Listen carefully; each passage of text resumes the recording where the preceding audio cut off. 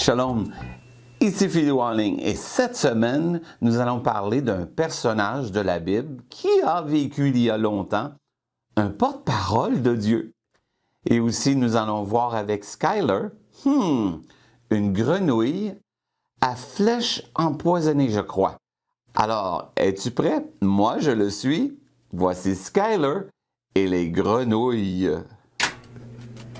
Bienvenue au zoo de Skyler. Skyler est ici pour te parler des grenouilles à flèches empoisonnées.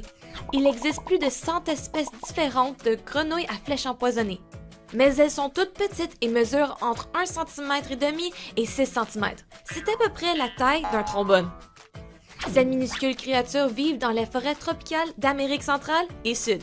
Ce sont des amphibiens diurnes qui se nourrissent de toutes sortes de petits insectes, des mouches à fruits, des fourmis, des termites, de jeunes grillons et de minuscules coléoptères. Pour attraper leur proie, elles sortent leurs longues langues collantes et s'emparent de la proie. Ces grenouilles sont connues pour leurs couleurs brillantes et leurs motifs variés. Elles se déclinent dans les couleurs les plus vives: blanc, noir, jaune, or, orange, cuivre, rouge, vert, bleu et toutes les couleurs intermédiaires. Habituellement, un petit animal aura les mêmes couleurs que celles de son environnement pour pouvoir se cacher dans son milieu. Avec leurs couleurs vives, ces grenouilles sont cependant faciles à repérer, même pour un oiseau volant dans le ciel. Alors pourquoi sont-elles colorées? Ce n'est pas seulement pour se faire remarquer. Les couleurs envoient un message. Tu vois, les grenouilles à flèches empoisonnées sont considérées comme l'une des espèces les plus toxiques ou venimeuses de la Terre. Bien que toutes les grenouilles à flèches empoisonnées ne soient pas toxiques, certaines peuvent avoir un impact important. La grenouille à flèches empoisonnées dorée, par exemple, a assez de poison pour tuer 20 000 souris. Les couleurs vives et les motifs de la grenouille avertissent les prédateurs potentiels de sa toxicité. C'est comme si la grenouille disait « Ne me mange pas, je suis toxique ». Les couleurs sont donc un message honnête aux prédateurs qui doivent les éviter. Sais-tu que Dieu nous envoie des messages? Sais-tu que Dieu peut communiquer avec nous? Sais-tu que Dieu veut communiquer avec toi? Oui, toi, un enfant! Les grenouilles à flèches empoisonnées utilisent la couleur pour envoyer un message à leurs prédateurs.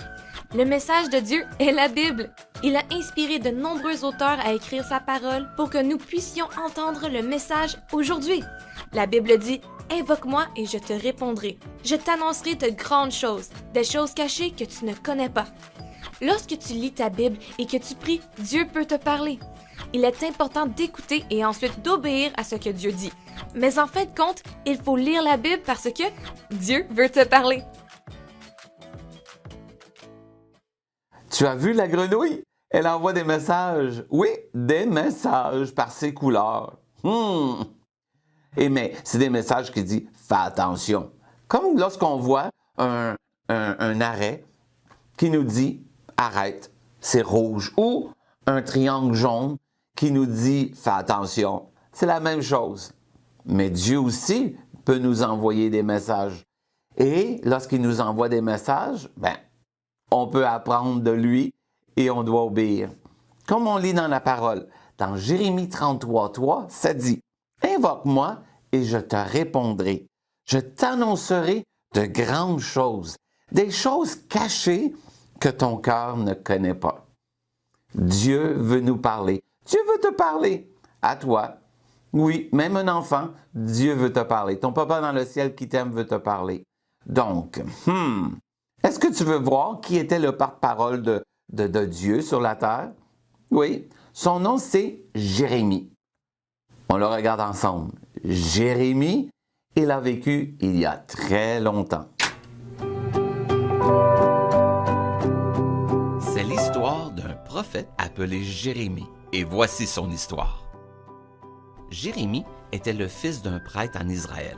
Il était donc habitué à entendre parler de Dieu. Mais un jour, Dieu a réellement parlé à Jérémie et lui a demandé de devenir son porte-parole. Il transmettrait les messages de Dieu à tout le monde.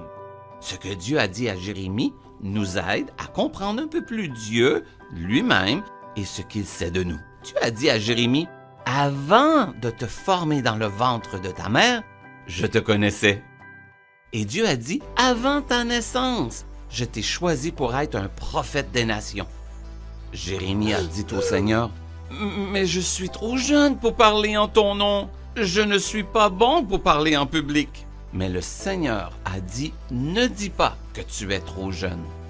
Tu dois aller où je t'envoie et dire tout ce que je t'ordonne. Ne crains pas ces personnes, car je suis avec toi et je te sauverai. Puis le Seigneur étendit sa main et toucha la bouche de Jérémie. J'ai mis mes paroles dans ta bouche, expliqua Dieu. Je vais faire de toi mon porte-parole. Tu diras au roi, aux dirigeants et au peuple que je vais déraciner, démolir et renverser les nations qui me désobéissent. Tu diras aussi que Dieu édifiera et plantera ceux qui lui obéissent. Jérémie se mit donc en route pour prononcer les paroles de Dieu. Tout ce que Dieu lui avait dit de dire s'est réalisé. Beaucoup n'ont pas aimé les messages de Jérémie et ont essayé de lui faire du mal. Mais Dieu a tenu sa promesse. Je suis avec toi et je te sauverai. Personne ne pouvait faire de mal à Jérémie, car Dieu le protégeait. Encore aujourd'hui, tu peux lire les messages que Dieu a donnés à Jérémie dans ta Bible, dans le livre de Jérémie et Lamentations de Jérémie. Bye bye!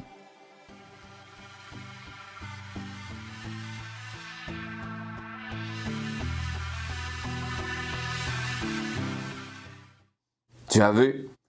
Jérémie, dès le ventre de sa maman, Dieu dit qu'il le connaissait et déjà il était appelé à être un porte-parole ou un prophète.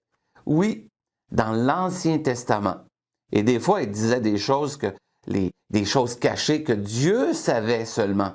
Et Jérémie devait aller avertir les gens. Et des fois, comme quand maman, papa te dit, fais pas ça, on n'aime pas. Mais c'est important d'obéir et d'écouter. Tu es prêt pour la mission de la semaine? On la regarde ensemble.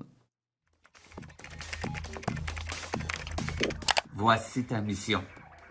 Avec tes parents, tu vas prendre 5 minutes pour prier. Ensuite, tu vas ouvrir ta Bible et tu vas lire un verset ou une petite histoire.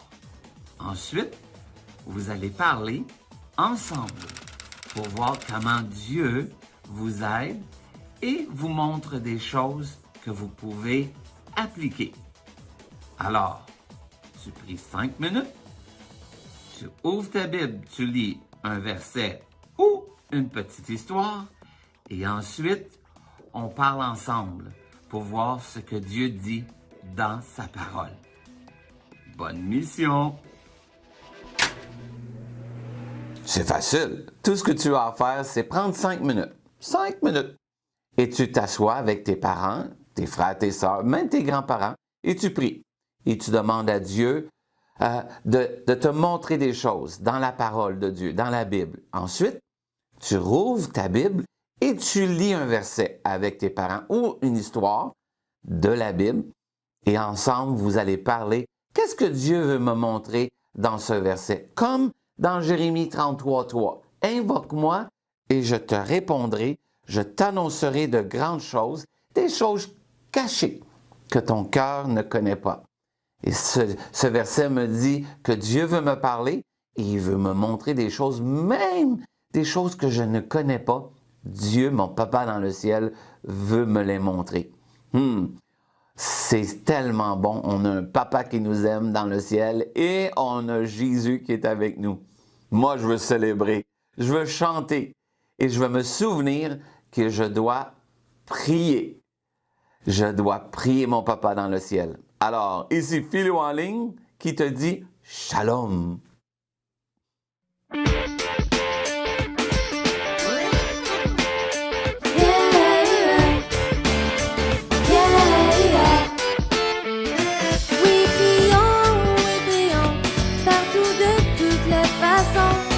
Chaque instant de la journée, tu peux prier, car ton Père dans le ciel, plein d'amour et si fidèle, il ne veut que t'exaucer.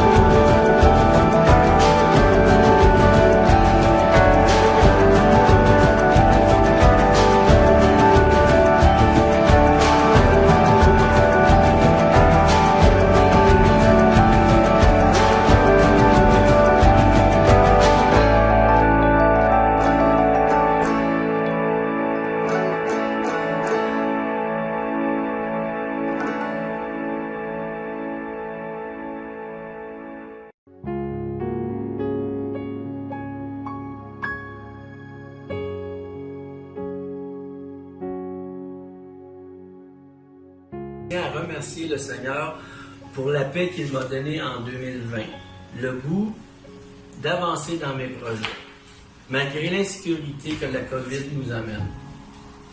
Reconnaissance pour le Seigneur, puis cette reconnaissance que j'ai, c'est d'un si grand salut. Et c'est de réaliser à quel point nous avons été revêtus d'un vêtement de gloire, un vêtement rempli de lumière. Ce vêtement-là, c'est un vêtement de justice. Parce que Jésus a subi la plus grande injustice. Il nous a revêtus de sa justice et de son. Bonjour, je m'appelle Yasmine Guillaume. Je suis avocate en droit de l'immigration et jusqu'à présent, je suis très reconnaissante envers Dieu pour toutes les bénédictions que j'ai reçues jusqu'à présent pour l'année 2020. Malgré la pandémie, ma compagnie va bien. J'ai embauché 2 employés qui sont chrétiennes.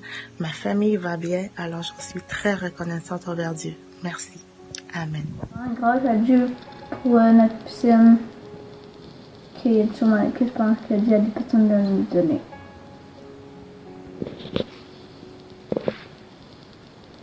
Et pour ma vie personnelle, c'était un temps de réflexion intime avec moi et Dieu, plus de temps seul, si on peut dire, où j'ai découvert davantage le Dieu qui est mon Père, mon Papa, Abba, Jésus, mon meilleur ami, mon roi, et l'Esprit Saint qui est là comme un maman pour me consoler, pour me guider. Honnêtement, sans prêcher, qui est ma nature, j'ai découvert davantage une intimité avec Dieu et un plaisir d'être avec les gens, quand nous avons l'occasion d'être ensemble, que c'est vraiment... Seigneur, j'aimerais te rendre grâce de m'avoir montré ces derniers temps à lâcher prise, à réellement lâcher prise, Seigneur, à te faire confiance avec la vie des autres, à pas essayer de contrôler les autres, mais à plutôt me concentrer sur moi, Seigneur, puis ma relation avec toi. Donc, ça a été extrêmement bénissant. Puis le temps aussi que j'ai eu avec toi, Seigneur, ou le temps où tu m'as réellement montré ça, ça a été absolument incroyable. Fait que je te rends grâce pour ça. Merci. OK. Pour cette année, je pourrais remercier le Seigneur surtout cette année, durant la COVID, surtout pour sa paix et sa joie qu'il m'a donné. Et je rends grâce à Dieu pour ça, pour tout ce qu'il a fait. Amen. Je rends grâce à Dieu pour sa protection sur ma famille, mes amis, mon entourage. Pour cette personne qui a appelé ma mère durant l'isolement pour savoir comment elle allait, puis qui l'appelle encore une fois de temps en temps. Pour m'avoir mis à part, pour m'enseigner, me faire grandir, puis approfondir ma relation avec lui. Puis pour ces deux choses-là, j'ai aucun mot pour dire à quel point je suis reconnaissante.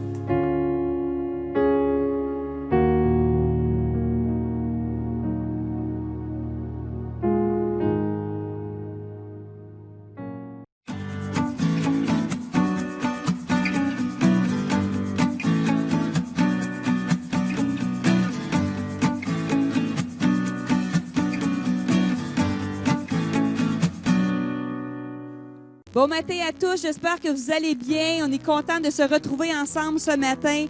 Ouvrons en prière. Seigneur, je te dis merci, Seigneur, pour ta grâce ce matin. Merci, Seigneur, parce qu'on peut se réunir ensemble. Merci parce qu'on t'appartient, Seigneur. Ce matin, je te prie que nos cœurs puissent être alignés avec ta parole, avec tes désirs pour nos vies, Seigneur. Merci pour le privilège d'être ensemble, Seigneur. Amen. Amen. Moi, je suis contente de voir Alain et Lilia ce matin. Amen. Nous autres Amen. aussi, on est contents de vous voir. Oui, oui. Ah, super. Bon matin. Oh, ce nom est si merveilleux, le nom de Jésus. Oh, ce nom est si merveilleux. Le nom de Jésus. Oui, ce nom est si merveilleux. Oh, ce nom est si merveilleux. Le nom de Jésus-Christ, mon roi. Oh, ce nom est si merveilleux. Sa beauté est sans pareil. Oh, ce nom est si merveilleux, le nom de Jésus. Oui, ce nom est si merveilleux, le nom de Jésus. Oui, ce nom est si merveilleux, le nom de Jésus.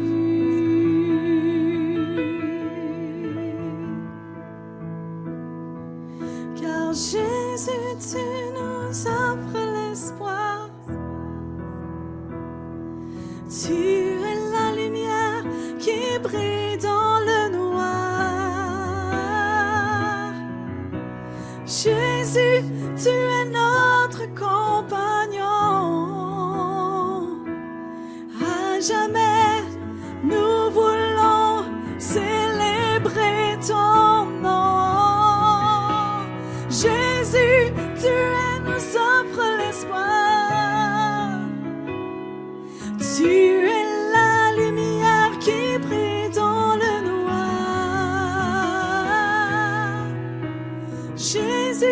tu es notre compagnon. À jamais nous voulons célébrer ton nom. À jamais nous voulons célébrer ton nom pour l'éternité. À jamais nous voulons célébrer ton nom, Jésus.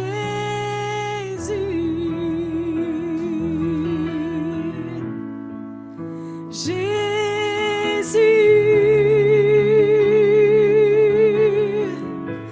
nom au-dessus de tout nom, rempli d'amour et de grâce, Jésus. Jésus, Jésus.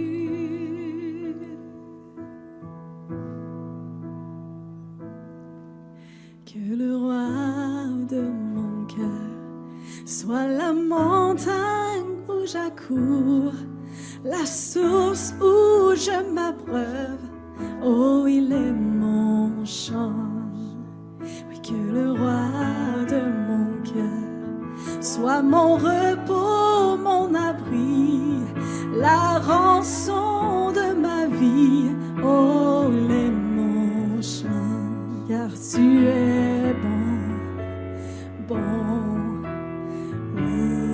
Oh, oh, oh, oui, tu es bon, bon.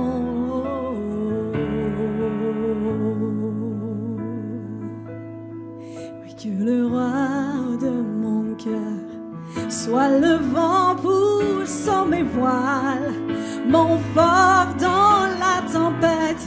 Oh, il est mon chant. Que le roi de mon cœur soit la passion dans mes veines et l'écho de mes jours. Oh, il est mon chant, car tu es bon, bon. Oh, oui, tu es bon, oui, bon. Oh, oui, tu es bon, Dieu, bon. Oh, oui, tu es bon, bon.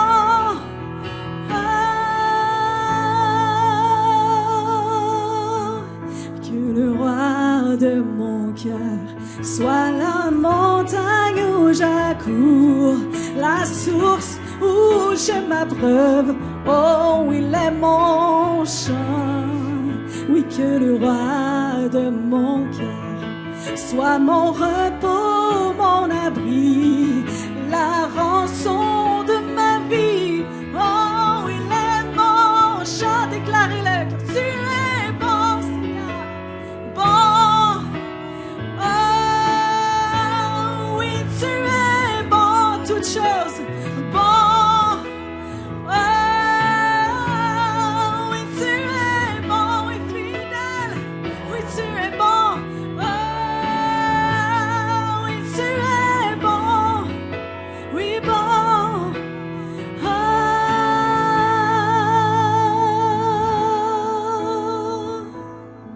oui, que le roi de mon cœur soit le vent poussant mes voiles, mon fort dans la tempête. Oh, il est mon chant. Oui, que le roi de mon cœur soit la passion dans mes veines et l'écho de mes jours. Oh, il est mon chant, car tu es bon, Dieu, bon. Oh, oui, tu es bon, bon. Oh, oui, tu es bon, toutes choses, bon. Oh, oui, tu es bon, bon. Oh,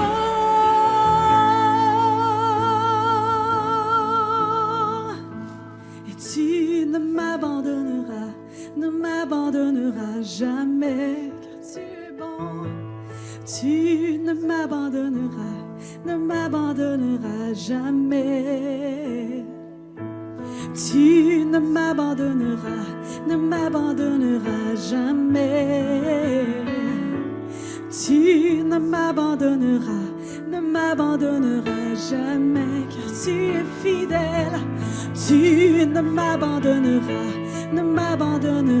jamais, car tu nous aimes.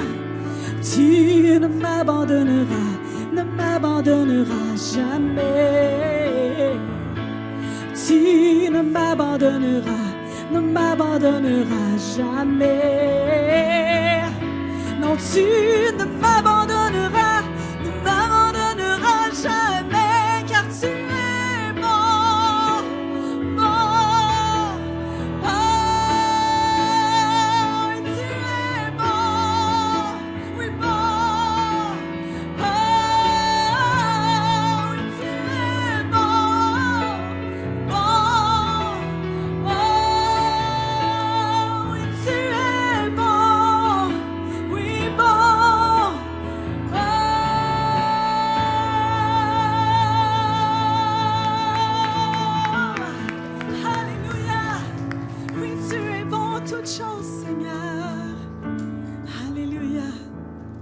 Merci, Seigneur, pour ton nom si glorieux. Merci que nul autre est comme toi, Seigneur. Merci que tu nous donnes espoir, Jésus. Alléluia. Alléluia. Gloire à toi, Dieu. Merci, Alain. Merci, Lélia. Ça fait du bien. Ça fait du bien. Ça fait du bien d'être ensemble. Ça fait du bien de chanter ensemble. Merci pour ce temps de louange-là. Merci d'être venu à l'église ce matin.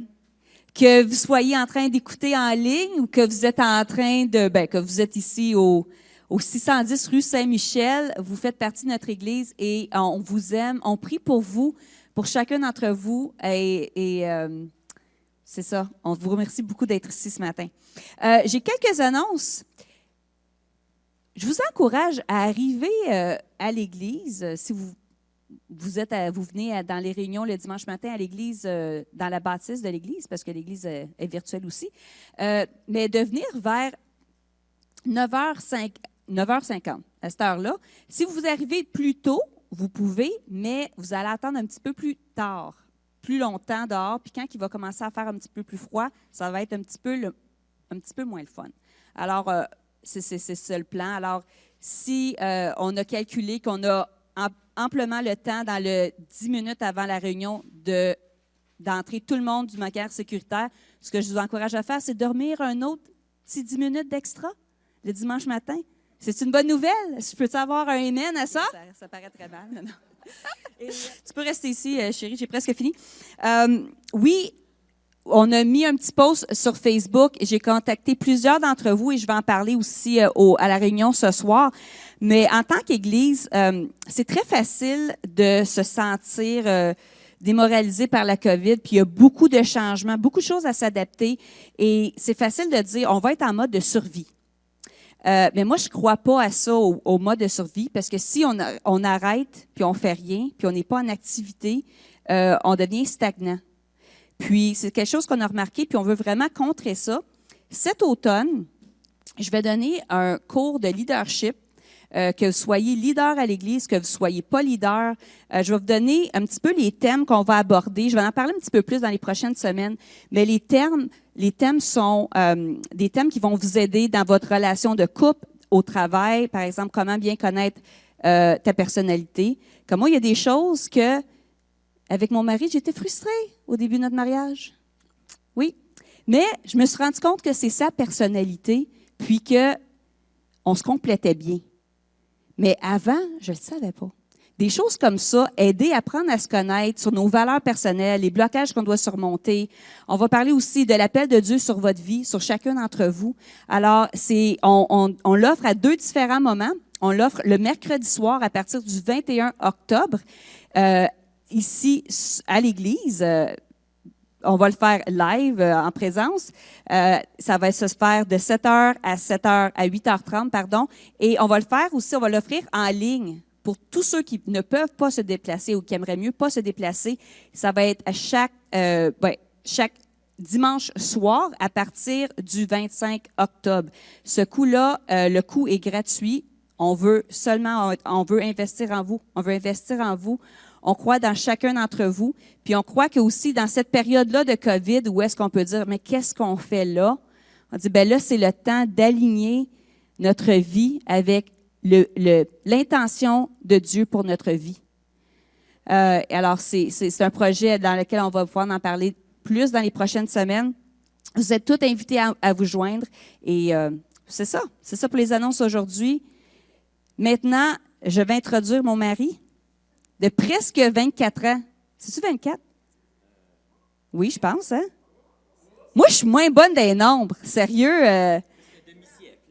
Oui. Lui, il vient, il revient avec une coupe de cheveux de chez le coiffeur. C'est moi qui ne remarque pas.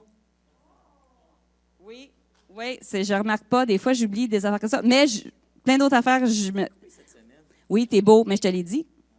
Je te l'ai dit. T'es très beau encore. Je le dis publiquement pour que tous le sachent. T'es très beau. Okay. On est content que vous soyez là. Je veux dire merci aussi peut-être je vais le dire à la caméra, peut-être qu'il y a des gens qui nous regardent en ligne, à nos politiciens, puis aussi à des leaders chrétiens qui ont... Vous avez remarqué, la semaine passée, on était pendant 2 semaines à une limite de 50. Quand le gouvernement a dit, bon, ben, les lieux de culte à 50, puis les églises, puis l'industrie de la culture, eux autres, peuvent être à 250, même si les niveaux de sécurité augmentent. Puis moi, j'avais été un peu frustré de ça parce que je me suis dit, mais c'est de la discrimination. On fait tout pour être en règle, puis avoir tu sais, on change nos habitudes pour s'adapter. Et puis, on fait tout ce qu'on nous demande. Puis, malgré ça, on se fait couper l'herbe sur le pied, on dirait. Puis, il y a eu quand même eu du lobbying qui s'est fait. Et puis, des gens aussi au gouvernement qui ont parlé au nom des églises. Puis, cette semaine, les choses ont changé. Bien, vous avez remarqué sûrement que les choses ont changé. Puis, on peut se rassembler jusqu'à 250, malgré qu'on est dans le code orange, là. Alors, c'est important de savoir ça parce qu'il y en a peut-être, je remarque qu'il y a des chaises de libre ce matin et puis que peut-être certains d'entre vous qui regardez à la maison, vous auriez aimé ça être ici et puis vous êtes restés parce que vous pensiez qu'on avait une limite de 50. Mais non, on est vraiment techniquement une limite, on est jusqu'à 250, mais ici on peut accommoder au moins une bonne centaine dans le sanctuaire. Donc on veut continuer de remplir le sanctuaire à chaque semaine. Donc, gênez-vous pas pour réserver en ligne vos places, puisqu'on peut se permettre ça. C'est quelque chose que le gouvernement a pas allégé, là, comment on dit? Assoupli les règles sanitaires pour que les lieux de culte soient considérés comme aussi les salles de spectacle, les cinémas et ces endroits-là. Donc, puis ça, c'est un gros chapeau à vous, Église, le Carrefour, parce que ça demande beaucoup d'efforts, puis je sais que ça nous a dérangés, puis c'est pas génial, toutes ces restrictions-là. Mais parce qu'on a été capable de faire la preuve, qu'on est capable de s'adapter, puis d'être des bons citoyens, puis de faire partie de la solution, eh bien, l'État a reconnu ça, cet effort-là. Et puis, donc, c'est grâce à vous autres. Oui, Jonathan, tu applaudis. On peut s'applaudir. C'est correct de s'applaudir. Puis, je vous remercie. Donc, je sais que c'est pas toujours facile, mais je vous remercie parce qu'à cause de ça, on est capable de continuer de se rencontrer à plus que 50 personnes. Donc, c'est génial. Alors, sans plus tarder, ce que je veux faire, c'est continuer notre série, le protagoniste, notre voyage à travers l'Évangile de Marc. Et puis, on est encore à l'acte 1. Vous savez, le livre de Marc, on l'a séparé en 4 grandes sections. Acte 1, c'est Jésus en Galilée. Acte 2, Jésus sort de la Galilée, il se dirige vers Jérusalem. Et acte 3, ça va être Jésus à Jérusalem. Et puis donc, on est encore dans l'acte 1, mais aujourd'hui, Jésus, lorsqu'il a traversé le lac et puis qu'ils ont été pris dans la tempête, mais que Jésus a calmé la tempête, il s'est rendu dans une région qui s'appelle la Décapole, ou encore la région de la ville de Gadara. Et puis, en arrivant là, c'était une région qui était hellénistique. Donc, c'était une région qui était grecque d'influence. En fait, les 10 villes qu'on appelait les Décapoles, c'est une association de 10 villes qui avait été bâtie par les Grecs à l'époque d'Alexandre le Grand puis de l'Empire grec. Et puis, c'était pas des villes juives. Alors, beaucoup des gens dans cette région-là, c'était des gens grecs. Il y avait beaucoup de syncrétisme. C'était des gens qui promouvaient la culture grecque à l'intérieur sur le territoire d'Israël. Alors, c'était une région, disons que les Juifs n'allaient pas souvent là en visite. T'sais. On se tenait loin de là. Et puis Jésus, ce qu'il fait, c'est qu'il commence là, à donner le ton à son ministère, puis dire, je suis pas juste venu ici pour sauver des Juifs, mais je suis venu aussi pour toucher les gens à l'extérieur. Puis là, c'est sa première excursion, si tu veux, en territoire non juif, alors qu'on aborde le chapitre 5 aujourd'hui de Jésus qui arrive à Garésa. Alors, chapitre 5 du livre de Marc, ils arrivèrent de l'autre côté du lac après la tempête, donc ça suit l'histoire, où Jésus débarqua. Aussitôt, sortant des tombeaux, un homme qui était sous l'emprise d'un esprit mauvais vint à sa rencontre. Il habitait dans les tombeaux et même avec une chaîne, personne ne pouvait plus le tenir attaché. Car on l'avait souvent enchaîné et on lui avait mis des fers aux pieds, mais il cassait les chaînes et brisait les fers. Personne ne pouvait le maîtriser. Alors, c'était vraiment un homme avec une force surhumaine. Sans cesse, nuit et jour, il errait parmi les tombes et sur les montagnes en hurlant, se blessant contre les rochers. Alors, c'est intéressant, une chose intéressante, moi je commence, c'est le mois d'octobre, c'est le mois de l'Halloween, hein? C'est l'Halloween à la fin du mois, puis chapitre 5 est vraiment approprié pour le thème de l'Halloween. Puis je vous le dis, c'est pas de ma faute, ça donne de même, mais ce mois-ci, on va parler de mauvais esprits, de sang, puis de mort. Alors, ça va nous amener là, parfaitement pour le 31 octobre. Alors, ici, aujourd'hui, on parle des mauvais esprits. Après ça, c'est la femme avec la perte de sang. Puis après ça, c'est la résurrection de la fille de Jairus. Alors, c'est vraiment le thème, les mauvais esprits, la mort, puis le sang. Fait que, je ne sais pas arranger de même, mais je me dis, Saint-Esprit, tu fais bien les choses. Alors, voici la petite touche Halloween pour les enfants, Caroline. Non? Alors, on parle de mauvais esprits aujourd'hui. Bon, c'est savoir, OK, peut-être, vous ne ferez pas de cauchemar, les enfants, vous allez voir, là, vous ne ferez pas de cauchemar. OK, fait que, mais Jésus débarque dans la région de Gazéra. Je le dis de toutes sortes de manières différentes. Dépendamment de la version, le nom de la ville change, là, dépendamment de vos versions de la Bible. Mais Garaza, si je ne me trompe pas. Garaza. Alors, Jésus arrive à Garaza, et puis là, il y a un homme qui est pris d'un mauvais esprit, et puis cet homme-là est tellement possédé qu'il réussit à... Il n'y a personne qui est capable de le dompter. Il brise les chaînes, il se fait enchaîner là, comme un prisonnier là, à des murs, puis là, lui, il arrache les chaînes. Comme un super-héros. Écoute, sauf que c'est pas un héros, c'est un mauvais gars. C'est pas le gars qui est mauvais, mais il est pris d'un mauvais esprit.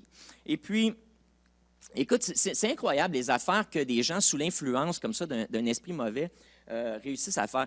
Il y a des forces surhumaines. Des fois, il y a des gens, écoutez, c'est peut-être pas toujours comme le film L'Exorciste, là, mais il y a des gens qui ont lévité, là, qui ont été témoins de ça dans des exorcismes où les personnes ont lévité. Il y a des affaires qui se passent quand tu t'es confronté au monde des esprits qui est complètement capoté. Et puis, une de ces choses-là, c'est aussi une force surhumaine. Ce qui est le fun, c'est qu'avec Jésus, on a aussi une force surhumaine. Moi, je me souviens, à un moment donné, il y a quelqu'un qui est venu chez nous, je l'ai peut-être déjà compté, puis il était malade du dos, un camionneur tombé en bas d'une falaise, il était dans le coma, genre 3 semaines. Après ça, il a été pris du dos toute sa vie. Puis, à un moment donné, il est venu chez nous, on a prié pour lui, pour qu'il soit guéri de son dos, mais en mettant ma main sur lui, il a revolé dans le mur. Puis ça, c'était vraiment le fun, parce que là, je me suis dit, Jésus, t'es... Mais là, c'était une petite méthode chiropractique, peut-être. Parce que en revolant dans le mur, j'ai chassé après ça. J'ai dit, il y a quelque chose qui se passe. J'ai prié pour lui. Un mauvais esprit qui est parti, puis son dos a été guéri. Bon, fait que c'est-tu le mur qui a replacé? Je ne sais pas. Non, mais tout ça pour dire que le diable, il a peut-être des pouvoirs, mais c'est le fun quand tu as Jésus en toi, tu as aussi des pouvoirs. Puis c'était phénoménal. Cet esprit-là n'a pas pu résister. Donc, je dis ça pour vous encourager, pas que vous pensiez qu'il y a juste le diable qui a des pouvoirs, le fun. Mais nous autres aussi, on peut avoir du plaisir en faisant du ministère. C'est le fun. Bon, en tout cas, c'est le fun à raconter. C'est le fun à se souvenir aussi. Alors, je continue l'histoire, tiens. On y va, puis après ça, on pourra plaisanter avec tout le reste. Puis s'exhorter en même temps, bien sûr. Alors on l'essayait de le lire. Il hurlait. Ce gars-là vivait dans les tombeaux. Il vivait dans le cimetière de la ville. OK? D'aussi loin qu'il vit Jésus, il accourut, se prosterna devant lui et cria de toutes ses forces. OK? Que veux-tu, fils du Dieu très haut? Je t'en conjure au nom de Dieu, ne me tourmente pas. Et c'est intéressant parce que le diable, le démon, il est là, puis je t'en conjure au nom de Dieu. Le diable, il n'appelle pas au nom du diable. Okay? Le démon, il n'appelle pas au nom de son boss, au nom de Lucifer, je t'en conjure. Non, il va au nom du Dieu Tout-Puissant. Je t'en conjure, Jésus, ne me fais pas peur, ne me fais pas mal, ne me fais pas mal. Hein? Ne me fais pas mal. Je t'en conjure, ne me tourmente pas. Okay? Alors, Jésus lui disait, « Esprit mauvais, sors de cet homme. » Mais l'esprit ne voulait pas. Okay? C'est ça qui s'était en train de se passer ici. Le gars, premièrement, il est en haut de la montagne, dans le cimetière, il voit Jésus débarquer. Ah! Puis là, les démons, lui, se mettent à capoter parce qu'ils disent, « Oh non, le Fils de Dieu est là. » Puis là, il court vers Jésus. Jésus le voit s'en venir, puis il est comme, « Ah, OK, hey, sors de cet homme, sors de cet homme. » Mais le démon ne veut pas sortir. Puis là, il y a une petite conversation qui s'amorce ici. D'habitude, les démons arrivent devant Jésus, puis Jésus dit « Sors », puis ils sortaient, là, on les a lus, ces histoires-là. Mais ce coup-ci, il y a de la résistance un peu. Puis Jésus, il dit « Sors », puis le démon, il essaie, lui, de faire la conversation. Puis « Ah, arrête de me tourmenter, ça me fait mal, aïe, aïe. » Puis « Non, je ne veux pas m'en aller. » Puis là, Jésus il dit « Bon, c'est quoi ton nom? » Verset 9. Hein? Là, il dit « Je m'appelle Légion. » Lui répondit-il, « Car nous sommes une multitude. » Une légion, en passant, c'est une brigade romaine. Ça a entre 4 000 et 5 000 hommes. Une légion romaine, dans l'armée. Bon, est-ce qu'ici, lui, s'est donné le nom Légion pour ce démon-là, pour impressionner la foule? Je ne sais pas. Mais une légion, c'est entre 4 000 et 5 000 hommes là, dans l'armée romaine. Donc, il y en avait plus qu'un. C'est ça le point, c'est qu'il y en avait plus qu'un. Donc, c'est pour ça, quand il tire ses chaînes, peut-être ça tirait plus fort. Je ne sais pas. OK. Alors, je m'appelle Légion.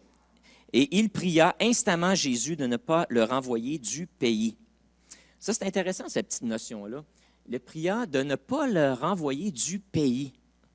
Alors, on dit, ne fais pas juste nous faire sortir de ce gars-là, mais on ne veut pas s'en aller de cet homme-là parce qu'on ne veut pas quitter le pays aussi. Donc, c'est-à-dire le pays, là, la Décapole, la province dans laquelle ils étaient, cette province-là hellénistique, cette province-là il y avait beaucoup de syncrétisme religieux, beaucoup là, de mythologie grecque, influencée par la mythologie romaine aussi, puis il y avait aussi le judaïsme qui était mélangé là-dedans. Alors, c'est intéressant que le démon dit, je ne veux pas m'en aller, pas juste de cet homme-là, mais je ne veux pas partir du pays aussi. Alors, c'est intéressant parce que c'est comme si ce qui était en lui avait une certaine emprise ou une certaine influence dans la région où il habitait.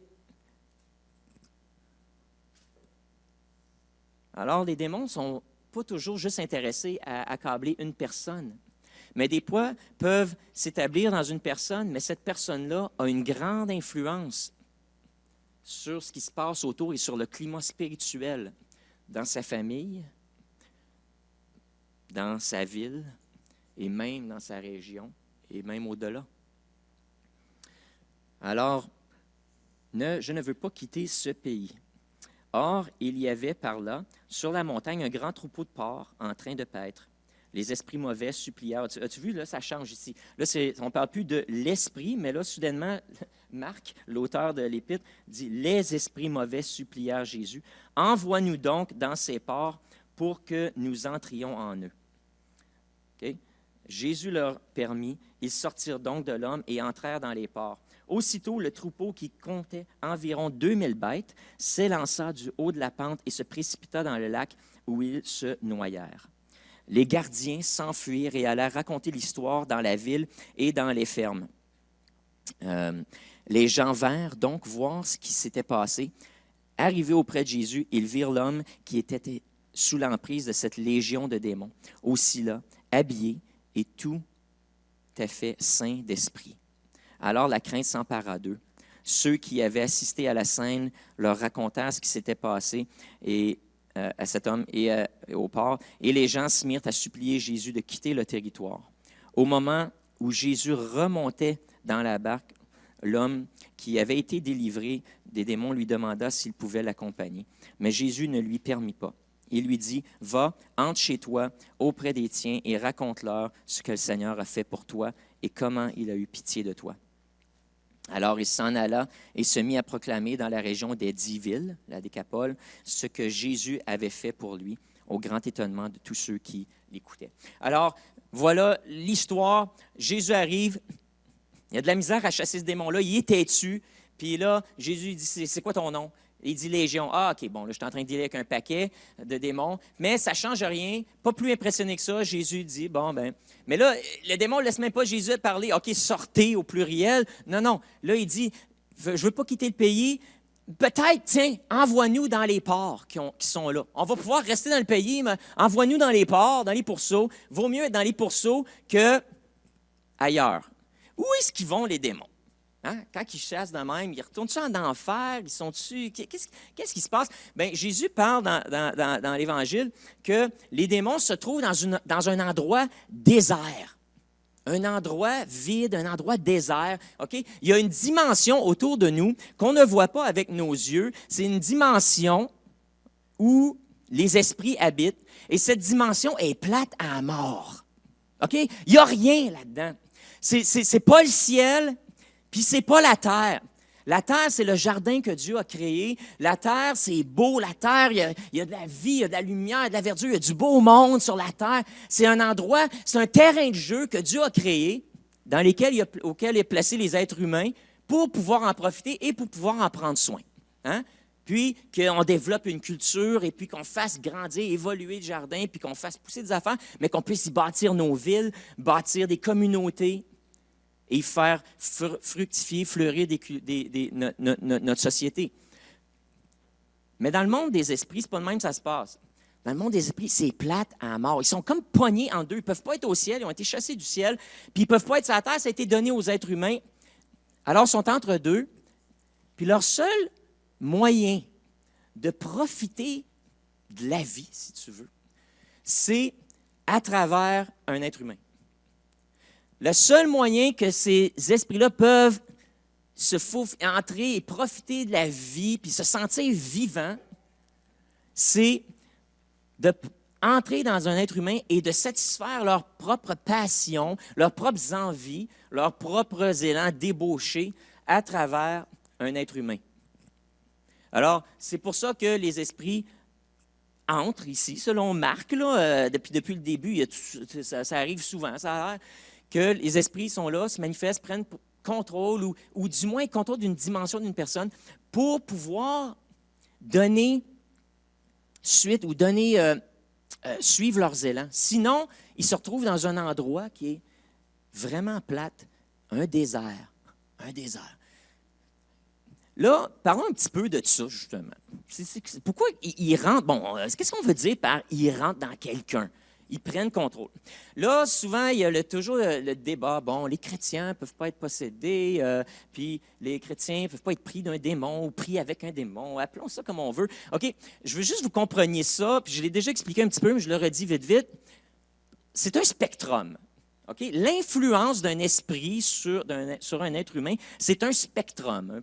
Donc, tu peux avoir une influence qui est légère, et puis tu peux te retrouver, comme cet homme-là, une influence qui est totalement, où tu es totalement dominé, et tu n'as plus de contrôle, et tu n'es même plus là.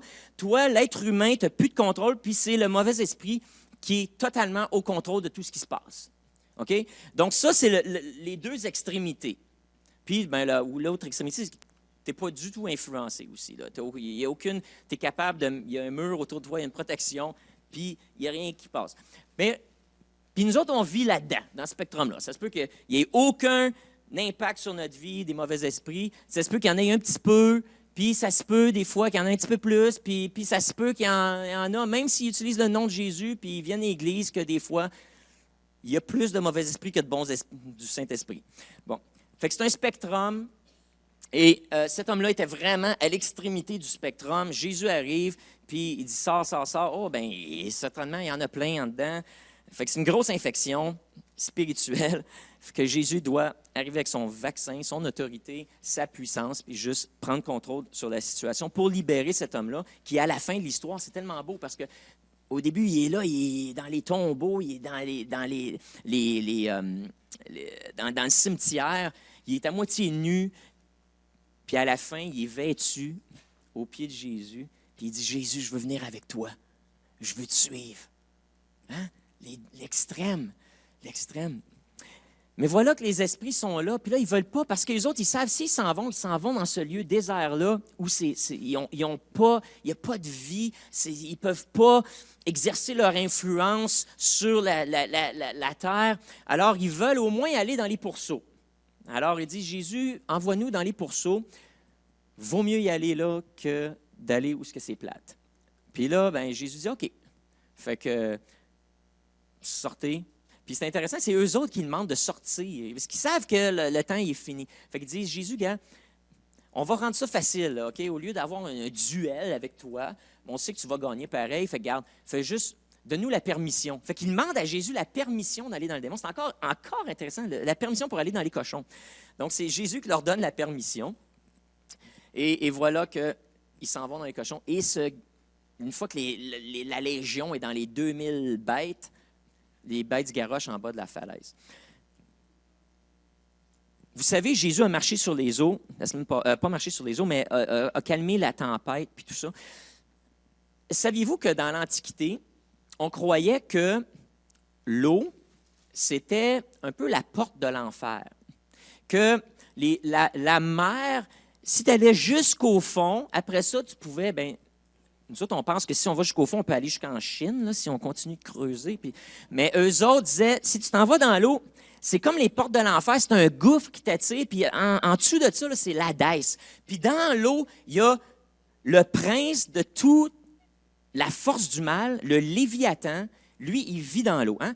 On a ça dans la Bible, le Léviathan, dans les psaumes, on l'a dans le livre de Job, on l'a même dans le livre d'Ésaïe, puis après ça, il revient même dans l'Apocalypse, comme le grand dragon, mais c'est une référence à l'Ancien Testament, au Léviathan, qui était une bête, un dragon avec plusieurs têtes.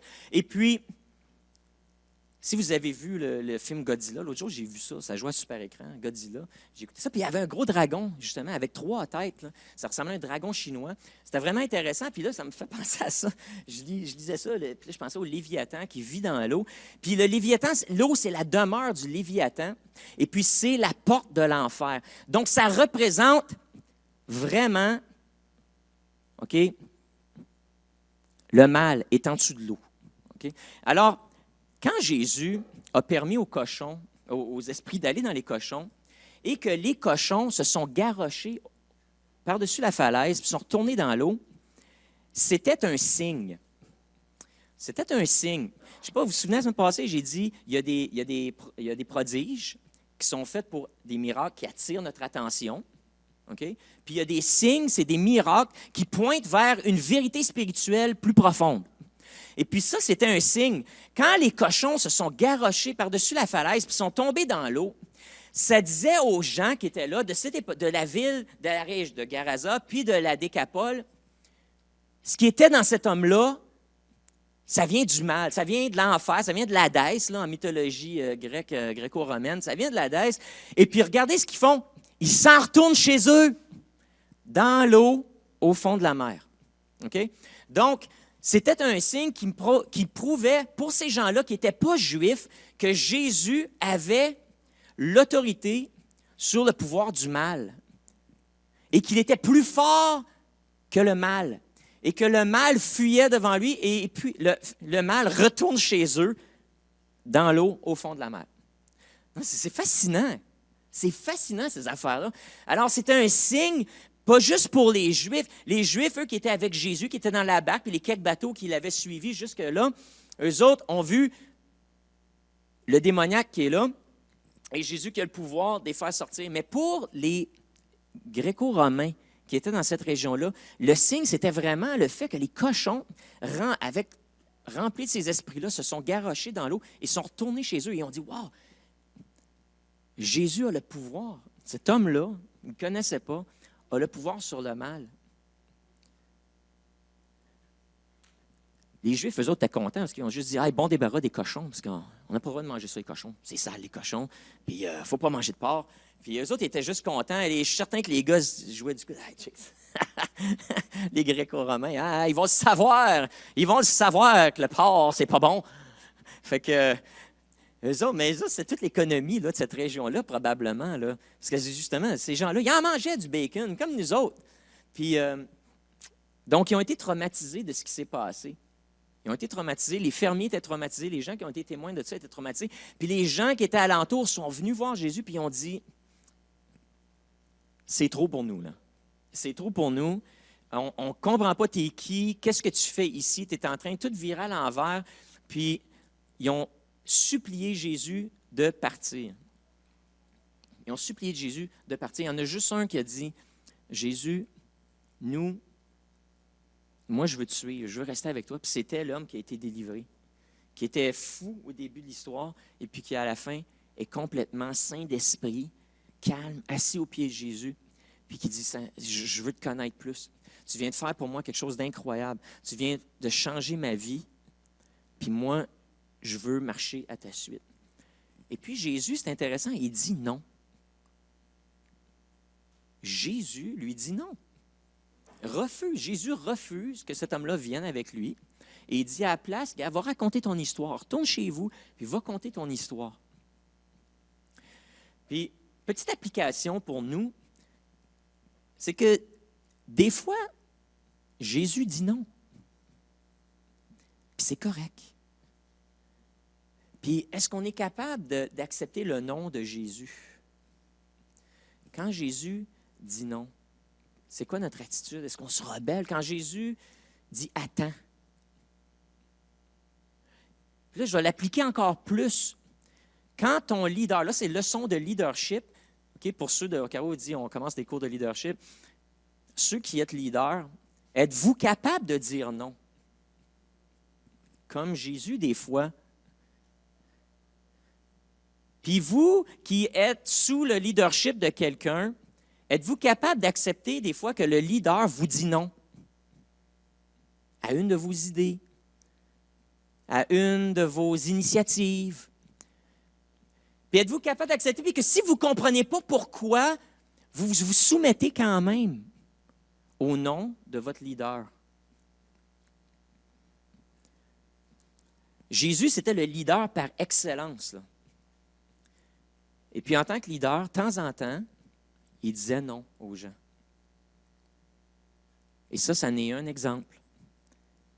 Pas qu'il n'aimait pas la personne, mais Jésus qui avait la vue d'ensemble sur la stratégie d'évangélisation, puis comment est-ce qu'il allait faire connaître son nom, puis comment est-ce qu'il allait répandre sa doctrine, puis comment est-ce qu'il allait influencer la culture de l'époque, et maintenant, comment est-ce qu'il allait influencer pas juste la culture juive, mais comment est-ce que là, il faisait son entrée dans la culture gréco-romaine. Jésus connaissait la stratégie d'ensemble, et il savait que c'était préférable que cet homme-là reste dans la région de Garaza ou de la Décapole pour raconter son histoire plutôt que de le suivre, lui.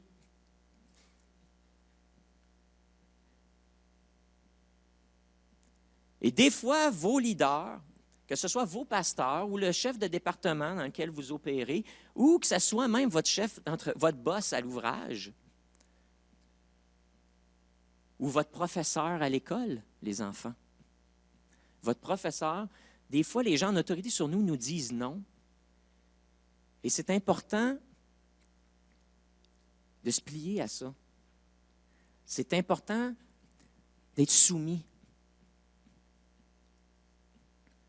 Puis de faire confiance. Si la personne ne vous le demande pas là, de briser la loi puis de faire des choses perverses, là, des fois, il faut accepter le non puis dire « moi, je me soumets à l'autorité ». Comme cet homme-là a dû faire. Parce que des fois, l'autorité a une vue d'ensemble sur une situation que nous, on n'a pas. Fait qu'en tant que leader, il faut savoir dire non, puis en tant que serviteur, des fois, il faut savoir dire « j'accepte, je me soumets ». Puis ça, c'est une grande leçon de leadership de Jésus qu'on peut tirer de cette histoire-là. Fait qu'il y a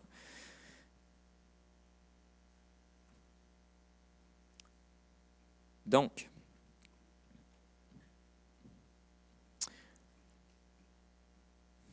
il est 11 heures. J'ai juste prêché 25 minutes.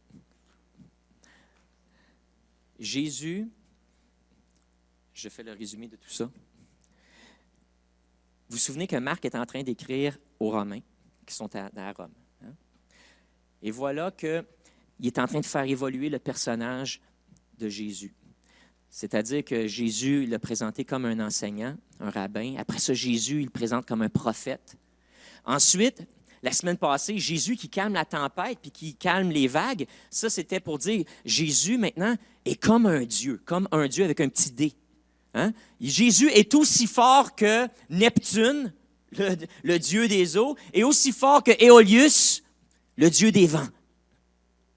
Donc là, le personnage de Jésus, pour les lecteurs romains, commence à évoluer. Là. Puis ils ne comprenaient pas, eux autres, que Jésus est le Fils de Dieu, même si Marc le dit au début. Qu'est-ce que ça veut dire, Jésus est le Fils de Dieu? Fait que là, Marc prend le temps de commencer à expliquer. Et puis là, voilà que non seulement il est comme un Dieu, mais voilà que là, Marc rajoute un détail pour ses lecteurs romains et nous dit que Jésus est plus fort que l'Hadès et toutes les bêtes et tous les démons et les forces du mal qui habitent dans l'Hadès. Jésus a autorité là-dessus. Donc, si c'est un Dieu avec un petit D, il est vraiment au-dessus des autres. Il a une autorité plus grande que même les forces de l'enfer, où il a renvoyé les esprits chez eux. Et il les domine. Donc ça, vous voyez que le personnage de Jésus évolue à travers l'évangile de Marc, mais c'est rassurant pour nous, c'est-à-dire que Jésus a le contrôle sur tout le mal qui est dans nos vies, tout ce que le diable essaie de faire, que l'influence de l'ennemi soit petite ou soit grande, ça ne change rien pour Jésus. Et voilà qu'il est capable de nous délivrer, de nous sauver, qu'il est capable d'anéantir le mal en nous et nous donner une nouvelle destinée, une nouvelle identité et une nouvelle destinée, comme il l'a fait avec cet homme-là, son identité, c'était le fou du village, c'était celui qui vit dans les catacombes, qui vit dans le cimetière. Et maintenant, soudainement, cet homme-là veut devenir disciple de Jésus. Et puis, il devient un évangéliste, et on va le revoir plus tard lorsque Jésus revient dans cette région-là. Soudainement, les gens ne le prient pas de s'en aller, mais au contraire, il commence à faire un ministère incroyable dans la région. À cause que cet homme-là a été le précurseur et a pris son histoire et ça a touché les gens de cette ville, de cette région-là. Et maintenant, il a ouvert le chemin pour Jésus dans toute cette région-là. Alors, Jésus connaît le plan stratégique. Votre vie fait partie de son plan stratégique pour votre famille, mais pour Sherbrooke, pour l'Estrie, pour le Québec. Et certains d'entre vous avez un rôle stratégique dans le plan de Dieu pour le reste du Canada et même pour la planète. Alors, si Jésus vous dit un non ou vous dit « attends », ou votre leader dans un ministère est là, puis vous connaissez son cœur, vous savez qu'il y a un bon cœur ou une leader qui a un beau cœur aussi. Acceptez. Vous pouvez demander des explications. Et c'est ça que le gars il a fait. Ici, il dit, Jésus, je veux y aller avec toi. Non, non. Mais Jésus lui donne quelque chose. Puis là, vous les leaders, faites pas juste dire non, OK, mais redirigez l'énergie de vos coéquipiers vers quelque chose de positif. Parce qu'ils sont pleins d'énergie, ils sont pleins de zèle, ils sont pleins d'enthousiasme, ils ont un cœur pour servir puis faire une différence. Alors, ne faites pas juste dire non, parce que ça tue. Mais si vous dites non pour un moment ou pour une chose spécifique, assurez-vous de rediriger, recanaliser l'énergie, l'enthousiasme de vos coéquipiers vers quelque chose de positif, dans lequel ils peuvent continuer de servir, de s'investir. Au lieu de tuer leur enthousiasme, vous allez simplement rediriger et vous allez gagner du respect et vous allez permettre à ces gens-là d'exercer le ministère que Dieu a mis sur leur vie. Et eux vont grandir, vous allez grandir, et tout le ministère va grandir avec vous. Et l'influence de votre groupe, l'influence de l'Église, va continuer d'avancer. Alors voilà, j'ai pacté un paquet d'affaires, de la démonologie là-dedans, un peu d'histoire, un peu de mythologie, un peu de leadership et beaucoup de spiritualité et de bonbons dans mon sac Halloween pour la série Halloween du mois d'octobre. Alors, je vous remercie d'avoir été, mais on va terminer avec un mot de prière, OK? Avant que vous vous leviez, tout le monde, puis qu'on se garoche vers les portes. Vous savez, après la prière, attendez que nos placeurs extraordinaires vous fassent sortir. On va sortir les familles avec les enfants en premier, puis ensuite les autres. Mais avant de sortir, on va terminer avec un mot de prière.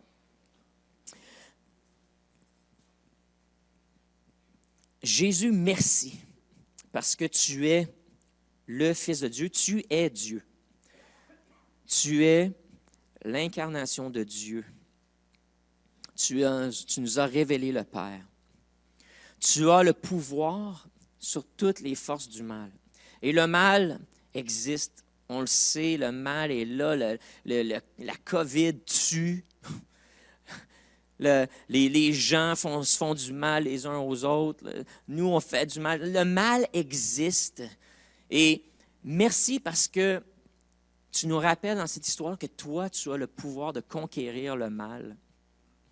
Que ce soit le péché en nous ou que ce soit des esprits qui nous influencent. Tu as le pouvoir d'assujettir le mal et de le conquérir afin que le bien puisse triompher, afin que le bon puisse triompher, afin que ce qui est beau triomphe, afin que ta gloire triomphe et que ton nom se répande partout sur la terre. Alors aujourd'hui, on dit merci de nous avoir sauvés, merci de nous enseigner ces principes-là, à propos des forces qui nous influencent, à propos du monde spirituel, ces choses invisibles. Seigneur, continue de nous faire creuser et de nous révéler davantage cette réalité qui s'appelle le royaume de Dieu. Seigneur, sois notre leader. Et mon Dieu aussi, puissions-nous apprendre à te faire confiance et apprendre à faire confiance à ceux qui nous dirigent, afin que lorsque nous allons être des pouvoirs aussi de direction, on va pouvoir diriger avec sagesse et s'attendre à ce que d'autres acceptent notre leadership et travaillent avec nous. Mais aujourd'hui, on se soumet à toi. On se soumet à toi. Conduis-nous. Fais grandir notre influence dans notre famille, dans notre lieu de travail, dans notre école, dans notre ville, dans cette belle province. Sers-toi de nous pour ta gloire. Amen. Amen.